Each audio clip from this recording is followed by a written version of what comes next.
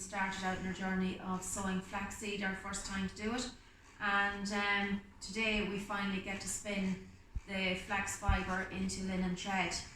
In Alan's family, in the census in 1801, it tells us that there were 4 flax spinners in his family. The youngest of those was 11. There was the mother and 3 daughters. Flax would have been a very important part of the life of Cavan at that time. If you look at the census for this area, most of the people living in this area were involved in the flax industry in some form. The women would have been mainly spinners, the men would have been farmers growing the flax. Also you would have had flax dressers and various other occupations that would have been associated with it. In the townland that we're in, there was 1 weaver. In the census, or in the flax growers list of 1796, there's a record of all the flax growers in the area. If you grew a rood of flax, which is practically 1/4 of an acre, you were granted 1 wheel, and if you grew an acre of flax, you were granted 4 wheels, and 5 acres of flax qualified you for a loom. So they were doing their best to make sure that people had the equipment to spin the flax. But in the 1800s, early 1800s, that changed dramatically with the industrialisation of the flax spinning and the beginning of the flax mills along the Lagan up in Lisburn and in Belfast, which became known as Linenopolis. So in 1821 they were spinning flax here. We estimate that stopped about 1840s, 1850s. And at that time, the flax, when it had been scutched, would have been sent directly to the north for spinning. So when we started off, we planted our flax at the end of April last year. 120 days approximately later, we pulled the flax, and we didn't have the opportunity at the time to do the next part of the process, which is retting. So we stored it in a shed on the farm for the winter. When the temperatures improved this year, which was earlier than we'd even hoped, we managed to put some of it to ret. We don't have a retting hole or a flax hole on the farm, so we used an old cast iron bath which we filled with water from the local river. We didn't want to use mains water because it had chemicals in it, and the water from the well would have lime in it. So we used water from the local river to fill the bath. We put the flax in it in bundles, and we left it there for just about over 14 days because the temperatures were cooler. We took it out then at that stage and we dried it, and then we brought it back up here to the studio where we broke it. We did that in a video one morning and scutched it. When we had the breaking and scutching completed, I combed it, and then I dressed it on this piece of the spinning wheel, which is called the distaff. Flax is dressed this way on the distaff because the fibres are much longer than that of wool.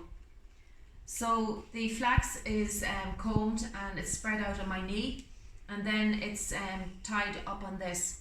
If I was single, I would use a brightly coloured ribbon, and that's how spinsters were distinguished from married women of the time.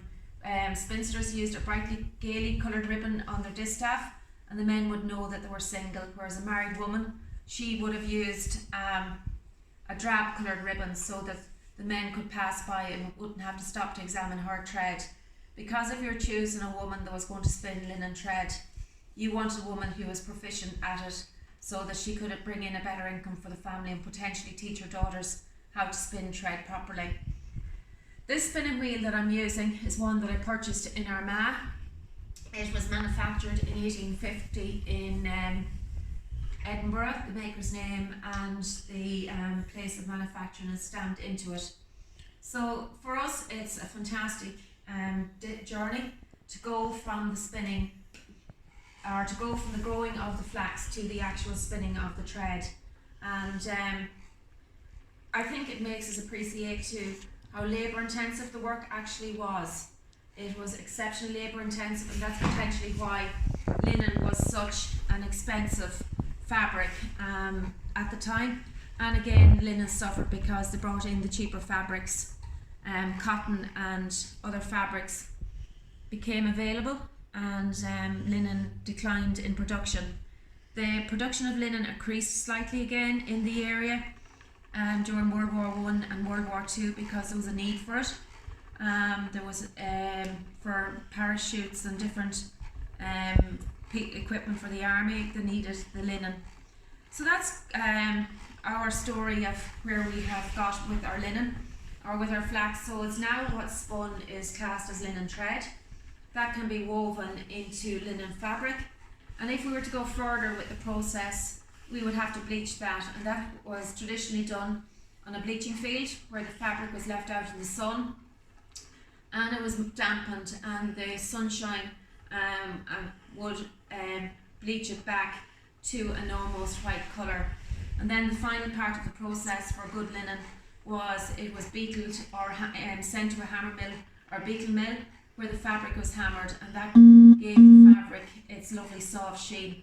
So that's our journey into producing our own flax, spinning our own linen thread, and hopefully when I have enough thread spun, I will actually get an opportunity to weave a small piece of linen fabric that has been grown, produced and everything done in the same townland here in the South Cavan.